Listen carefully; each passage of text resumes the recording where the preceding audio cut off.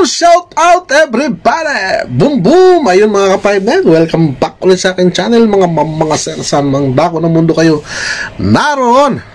Saludo po ko sa inyo. Welcome back mga ka-5-9. At pag-uusapan natin, dugtungan natin. Gusto ko lang linawin. Gusto ko lang dugtungan pa yung mga sinabi ko. Mga ka-5-9, bakit nga ba nagkakandaugaga itong mga bashers ni Ramil na kunin itong si Dave? Bakit nga ba nagkakandaugaga itong mga impacto na to na kunin itong batang ito?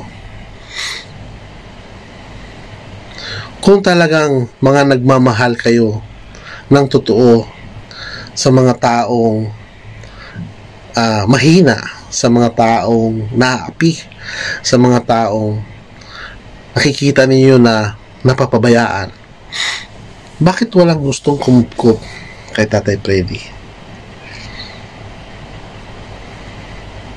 Kasi konti lang sponsor ng Tatay Freddy. Bakit walang gustong kumupkup kay Nanay Carmel na mga nagkukumahog ng mga ibang grupo? Kasi kakunti lang ang sponsor. Bakit nagkukumahog kayong kunin si Dave? Kasi malalaki ang sponsor. Kasi ang mga sponsor paldo.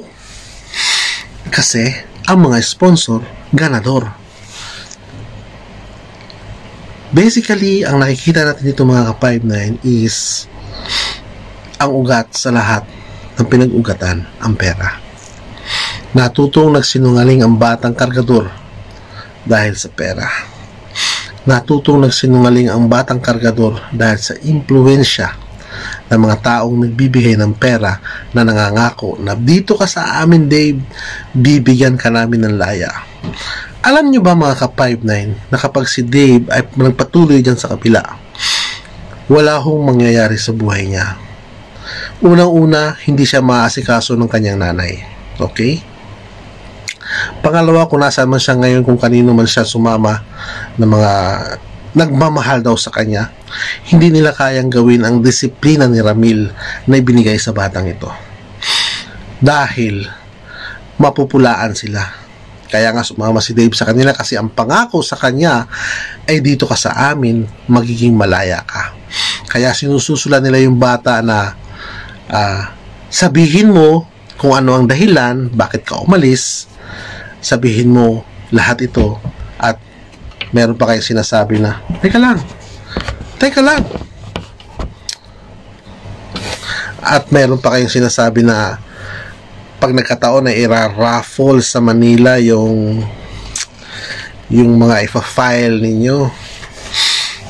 Ikaw naman Dave, nag-comment ka na sinasabi mo na magsasalita kayo ni Luis. Paano magkakasundo kayo ni Luis? Di ba nga nagsiselos ka kay Luis? Yung ugali mo na nagsiselos ka kapag napupunta sa iba yung atensyon. Di ba? Nung kaibigan mo. Ngayon mga ka-5-9, saan patungo ang buhay ni Dave? Saan patungo ang buhay ng mga impacto na kumupkup ngayon kay Dave?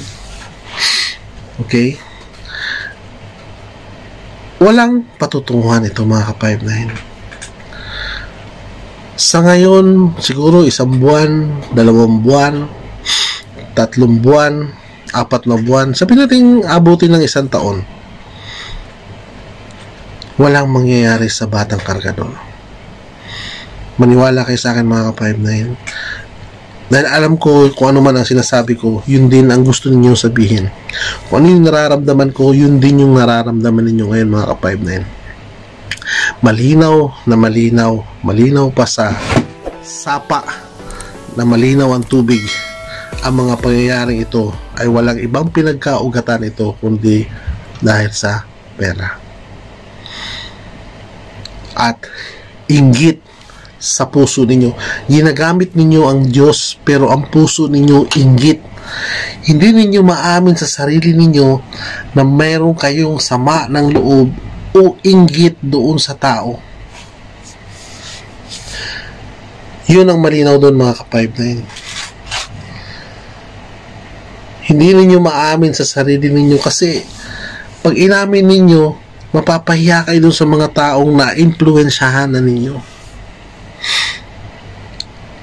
Natatandaan nyo ba ang nangyari noon doon sa nagtitinda ng pabango? After noon, wala na. At doon pa lang, alam kong hindi titigil yung mga nagnanais na kumuha kay Dave. Kasi alam nilang makikinabang sila dito. Dahil yun ang tumanim sa isip ninyong malisyoso na si Ramil lang ang nakikinabang o ang mga manalastas lang ang nakikinabang sa pera ni Dave. Bakit di nyo tanungin yung alaga ninyo? Bakit di tanungin nyo yung kinuha ninyong bata na dating kargador kung nasa napunta yung mga alasin sa pagkaburara niya? Bakit hindi nyo tanungin o aminin? Tanungin nyo, ano ba yung, bakit ka ba napapagalitan? Bakit ka ba nadidisiplina? May mga dahilan, lahat yun, mga ka-5-9. Hindi naman basta ka nalang magagalit. Ano yan, baliw? Katulad ninyo, mga baliw. Katulad ninyo, mga banal-banayot. Alam mo ang tawag ko sa inyo, mga ka-5-9? Kayo ay banal-banayot. Ginagamit ninyo ang salita ng Diyos, ginagamit ninyo ang pangalan ng Diyos sa mga makamundo ninyong pagnanasa, sa mga makasarili ninyong pagnanasa. Yun eh. Yun, kaya hindi ninyo malubayan kasi mayroon kayo. Mahirap ba ang trabaho dyan sa lugar mo kung nasaan ka? Meron ngayon. O kung hindi naman, kung mayaman ka na, okay. Pero wag mo sasabihin na wag kang mag-alala, nandito lang ako lagi sa likuran mo. Ha? Gumising ka nga. Oy, matandang gurang. Gumising ka nga. Nasa malayong lugar ka, kaya sasabihin mo lagi ka nasa likod. Ay nako, malinaw na malinaw ang iyong target. Wala nang iba. Hindi mo kailangan lokohin yung tao. At doon sa mga naniniwala sa'yo, good luck na lang sa inyo. At doon sa mga umayaw na sponsor at yung pera ay tutulong na lang sa iba, maraming salamat po sa inyo. Dahil nagmahal kayo ng totoo kay Ramil. Lahat ng mga umalis kay Ramil, pinipilit niyang bumalik, pero yung sitwasyon na ito, iba.